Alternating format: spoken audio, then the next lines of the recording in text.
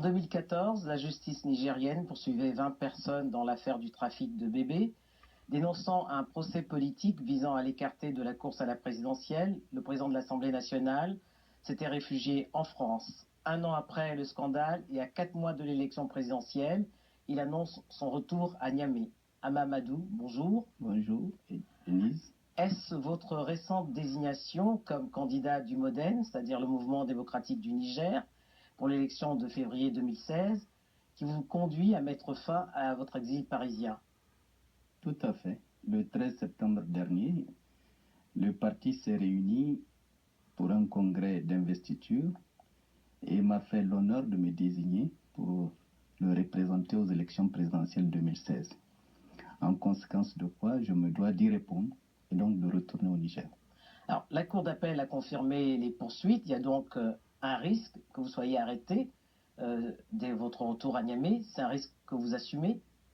Bien sûr, dans la mesure où il y a un choix politique que j'ai fait dès le début, c'était en partant de Niamey, d'abord créer les conditions pour que mon parti se prépare et pour ces élections et ne soit pas entravé par une séquestration, puisque je l'appellerai comme ça, de ma... Si je suis en prison, le parti est immobilisé.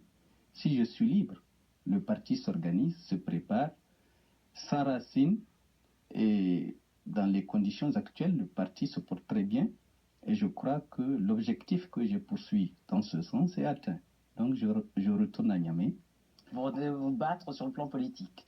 Tout à fait, sur le plan politique et sur le plan judiciaire, parce que si j'ai décidé de retourner, c'est retourner normalement et me présenter au procureur de la République qui a fait la demande de ce mandat d'arrêt, qui a été délivré par un juge d'instruction qui est dessaisi du dossier. Donc je retourne, s'il y a des questions à me poser, ou s'il y a quoi que ce soit qui me concerne sur ce plan-là, vous répondrez? Je répondrai. Et comment va votre épouse qui était également impliquée dans ce scandale? Mon épouse se porte très bien pour le moment. Elle est libre, comme tous les autres protagonistes, ceux qui ont été accusés. Et ils sont tous libres. Ils attendent le procès. Même si la cour d'appel a confirmé, comme vous le dites, il y a eu un recours, un pourvoi en cassation qui a été déposé. Et nous espérons bien que le droit finira par être dit d'une manière ou d'une autre. Vous avez confiance en la justice de votre pays? On doit avoir confiance en la justice jusqu'au moment où elle prouve qu'on ne peut pas lui faire confiance. Alors je présume, Amadou, que vos relations avec le président Amadou Issoufou ne sont plus les mêmes, alors que vous l'avez soutenu en 2010. Comment vous les qualifierez aujourd'hui? Ben, nous n'avons pas de relation du tout. Nous sommes dans une situation d'hostilité. De rivalité politique? D'hostilité. La rivalité politique est une chose. Mais quand l'animosité et la haine atteignent un certain niveau, on ne peut plus parler de rivalité ni d'adversité. Il faut parler carrément de... Et je ne comprends pas pourquoi d'ailleurs. Puisque, comme vous l'avez dit, je l'ai aidé à accéder au pouvoir. Je me serais attendu à un autre comportement de sa part. Mais cette haine déployant mon encontre, vous vous rendez compte, avant-hier, quelqu'un qui a le même nom que moi, un homonyme, Hamamadou, se trouvait dans l'avion qui allait à Niamey et l'aéroport a été encerclé pour procéder éventuellement à son interpellation. Donc c'est ce qui m'attend. Je dis, je viens au Niger pour répondre à la justice. On déploie à la fois une armée de policiers et même, semble-t-il, un hélicoptère, comme si j'étais un ennemi public numéro 1. On dit que ce n'est pas un dossier politique, mais apparemment, le comportement et l'agitation qui est déployé autour de cette affaire montre bien que l'aspect politique ne peut pas être écarté du traitement de ce dossier.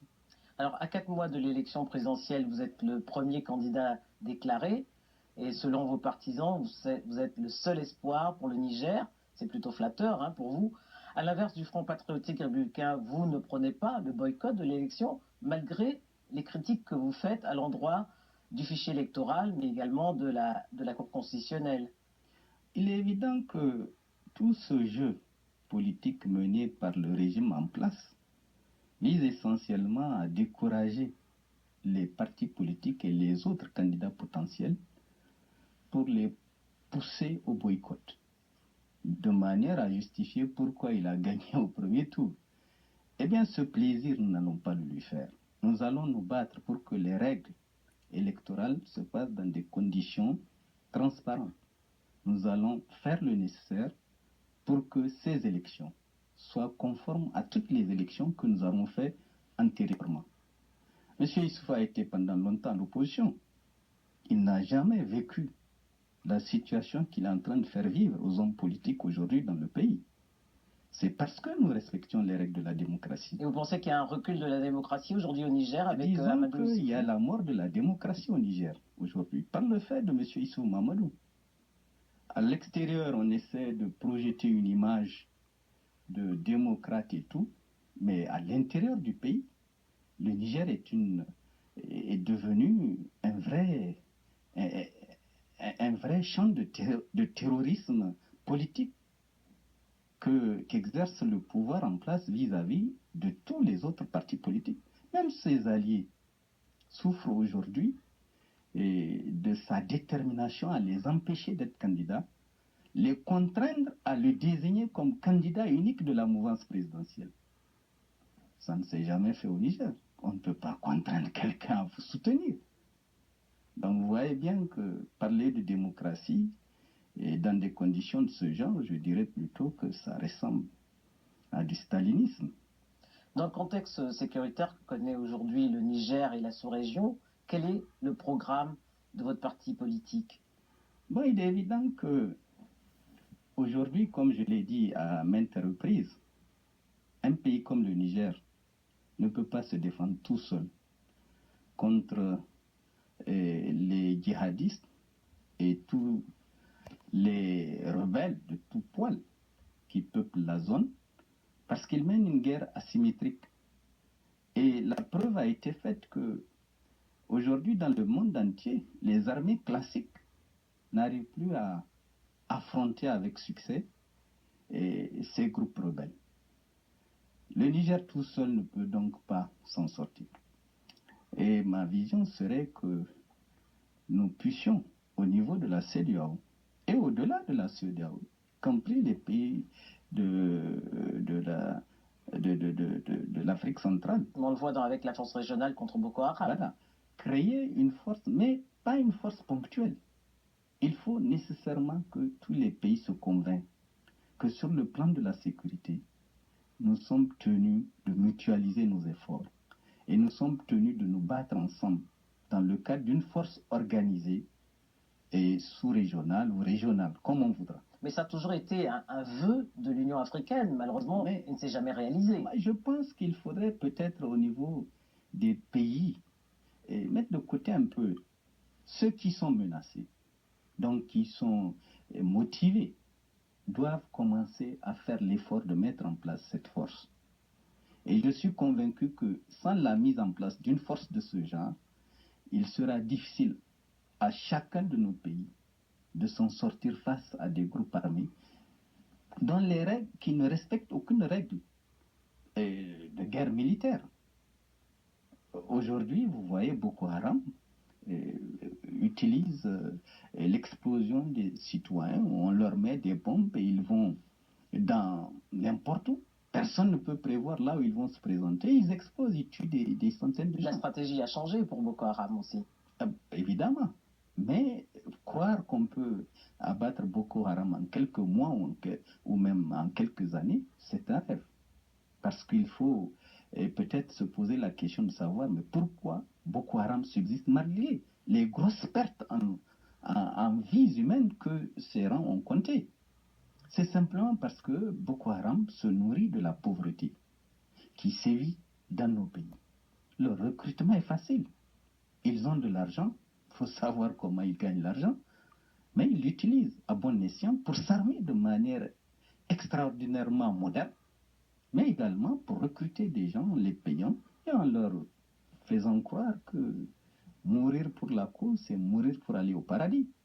À propos de pauvreté, quel est le programme de votre parti, de votre formation politique, le Mouvement pour la démocratie au Niger, le MODEN, et non pas le MODEM, hein, comme en France, pour faire reculer la pauvreté, parce que le Niger fait partie des pays les plus pauvres du monde. Tout à fait. Et je pense que 86% de la population du Niger vivant en zone rurale.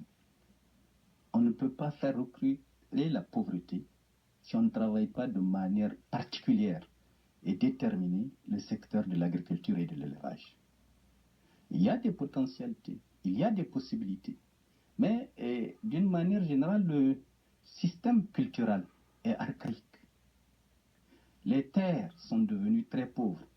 Le niveau d'amendement des sols qu'il faut faire chaque année avec des engrais chimiques ne sont pas à la portée du paysan ordinaire. J'ai vu que le président sortant achète des tracteurs. Mais avec des tracteurs, dans un pays comme le Niger, où le paysan a 4 ou 5 hectares à cultiver, où le tracteur peut coûter entre 7 et 12 millions de francs CFA, comment voulez-vous que cette méthode lui permette d'arriver à quoi que le tracteur et ne pourquoi, l'intéresse quand vous pas. étiez aux affaires, ces politiques n'ont pas été mises en place? Si nous avions commencé, si vous vous rappelez, nous avons mis la stratégie de réduction de la pauvreté par l'agriculture. Le programme a été fait. Mais Il s'est arrêté. Dès que vous n'êtes plus en place, celui qui vous remplace, malheureusement en Afrique c'est une constante, celui qui vous remplace croit que vous étiez idiot, met de côté tout ce qui a été fait avant, oubliant que c'est l'argent de l'État et des partenaires qui a servi à préparer ces programmes. Ils les mettent de côté, ils inventent autre chose. Le résultat, c'est un éternel recommencement. Dernière question, Mamadou. Pour gagner l'élection présidentielle en 2016, il faudra forcément nouer des alliances. Quels sont vos rapports avec les anciens présidents Mamadou Tandja et Maman Ousmane? Et en ce moment, mon parti fait partie de l'Alliance pour la République et la démocratie, la RDR. Et ce sont précisément les partis des hommes que vous avez nommés. Pour l'autre parti, c'est M. Seyni Oumarou qui en est le président et qui vient de gagner difficilement des procès intentés contre lui par M. Issou Mamadou à travers des dissidents pour lui arracher le parti. Mais heureusement, ils n'ont pas été jusqu'au bout, mais nous savons les raisons pour lesquelles ils l'ont fait. Et cette alliance va aux élections. De manière soudée. De manière soudée, c'est-à-dire il y aura pour chacun de ces partis un candidat au premier tour, parce qu'il faut mobiliser les partis dès le premier tour, et au deuxième tour, celui d'entre nous qui arrivera. Le meilleur gagnera. Tous les autres le soutiendront automatiquement. Mamadou, je vous remercie. Merci.